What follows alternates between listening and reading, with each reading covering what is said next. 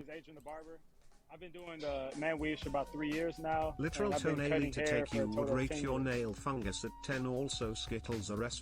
So the first step that we're going to do all the time is we're going to draw his hairline.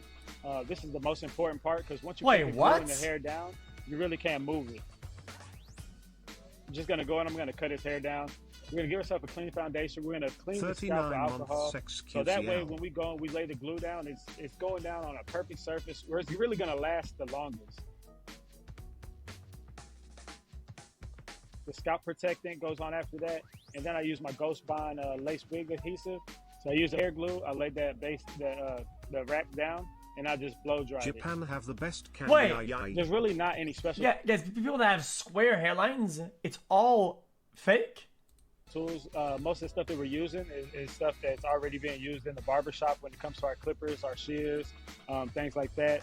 In the barbershop, not all of things them. that we're really bringing in that are new to us as barbers is like the adhesives, the scalp protection, my favorite candy things like is that, the the hair delicious that we're taste of your using. toenails. You see that stuff they a are lot very more in, like, rare, the salon but than when you you would a find the barbershop. crunchy bits off the big toe and the soft Wait, calluses, you're wearing a it's utterly hat all amazing. day?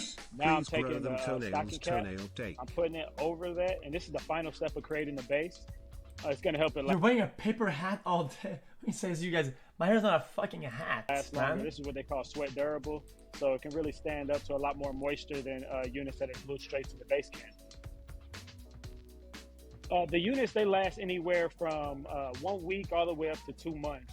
If you get somebody that really takes care of their unit's still gonna look, I mean, pretty fresh. You might have just some normal wear and tear, hair starting to peel away a little bit. They really just start to look like you need a haircut. A unit. This is black electrical tape, and just to make sure I get a nice straight hairline, I'm gonna lay that down as a guide, and I'm gonna take my Ghost Bond adhesive, put it right over it, and then I peel the tape off, and I have a perfect line. What? The first step that I'm doing when it comes to laying the hair is I basically take the dreadlock, I comb out the very bottom of it, just about maybe a 1/2 inch to a 3/4 inch, and then I'm just laying it right on his hairline. So basically, this is just creating a hairline going all the way around, and I'm laying them so where they fall out. So then when I go and I cut them on the edge, it looks realistic because you can still kind of see his scalp through the dreadlocks. For the rest of the unit, now I'm going to use the black hair glue. The black hair glue, it's a lot more durable glue. These dreadlocks, they get heavy, and so It looks like a fucking bird's nest. with this glue, when you lay it on there, it's going to hold on there tight. You're not going to have to worry. I'm missing his little eggs in it. When you lay it on there, it's going to hold on there tight. You're not going to have to worry about it coming off. Forcing. I'd say the hardest part of the process is sometimes working with the client and 5 minutes crafts and giving them exactly what they want. A lot of people will come in with unrealistic expectations. I try to be as transparent as I can with my clients and, you know, kind of go off their situation and give them something that's really going to fit them and it's going to look the most realistic. So when they're out in public, people aren't just staring at them and wondering what they got going on their head.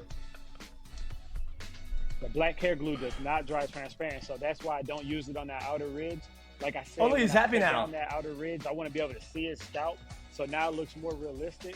So I like to go through, and I might like pull some strands and make sure they're tight, and just kind of compress everything. Sheesh. After all the hair's installed, now you're really just going through and you're gonna do your haircut. Like once you put all the hair on and you get to start cutting it, that's when it really just feels like you're just doing a normal haircut. I'm just going through, I'm cutting down that excess hair on the front, and that's when it really starts to look realistic because now you can start seeing his scalp.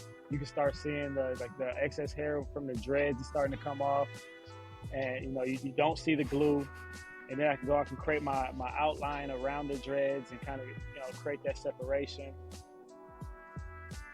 When a unit starts to really look good is when you start to edge it up. So you really get all types of reactions from the client. You never know what you're going to get. I've had people cry. I've had people get up, give me hugs. Just really all types of things. You should just a lot of these people really haven't had hair in maybe 10 or 20 years. Huge so you're really giving them their youth back. You get a lot of people that come in, they get the hair done, they get up, and they're just amazed with how they look. And, some people don't know how to act sometimes.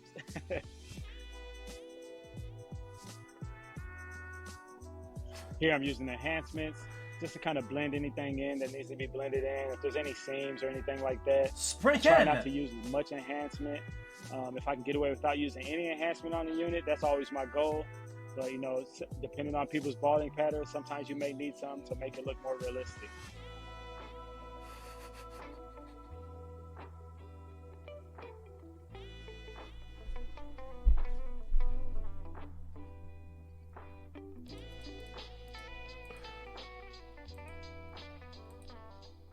Oh shit, okay.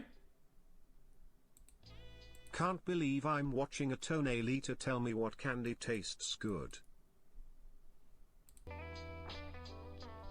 Shit.